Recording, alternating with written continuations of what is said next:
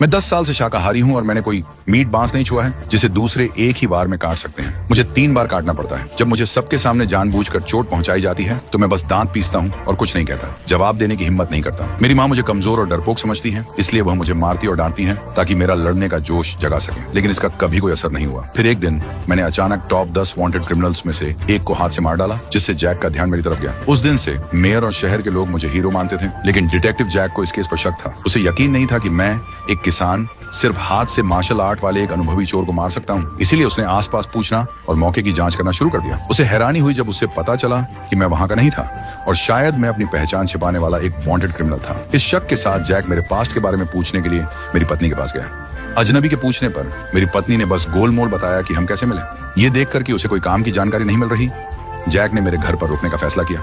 उस रात वो मेरी सांसें देखने के लिए मेरे बिस्तर के पास उकड़ू बैठ गया और जब उसे लगा कि यह एक आम इंसान की सांस से अलग नहीं है तो उसने मुझे दिन में काम करते हुए देखा।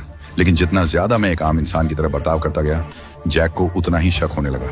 यह सोचकर उसने बांस का डंडा उठाने में मेरी मदद करने का फैसला किया, लेकिन चुपके से उसे दाएं बाएं हिलाया और मुझे एक ऊंचे पुल से धक्का देने का मौका लिया, इस उम्मीद में कि मैं खुद को बचाने के लिए लाइटनेस कुंग फू का इस्तेमाल करूंगा। जैक तुरंत एक्साइटेड हो गया, क्योंकि इतनी ऊंचाई से सीधे गिरने वाले एक बड़े आदमी का वजन डालियों को सही सलामत नहीं रहने देगा। मुझे पता था कि वह मेरा टेस्ट ले रहा है। छोटे पेड़ पर उतरने के बाद मैंने डाल तोड़ने के लिए अंदर की ताकत लगाई, फिर पानी में गिर गया।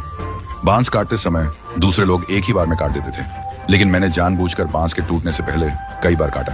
फिर भी इससे उसका शक दूर नहीं हुआ। जैक ने एक दोस्त से कहा कि वह मेरे होम टाउन की जांच करे।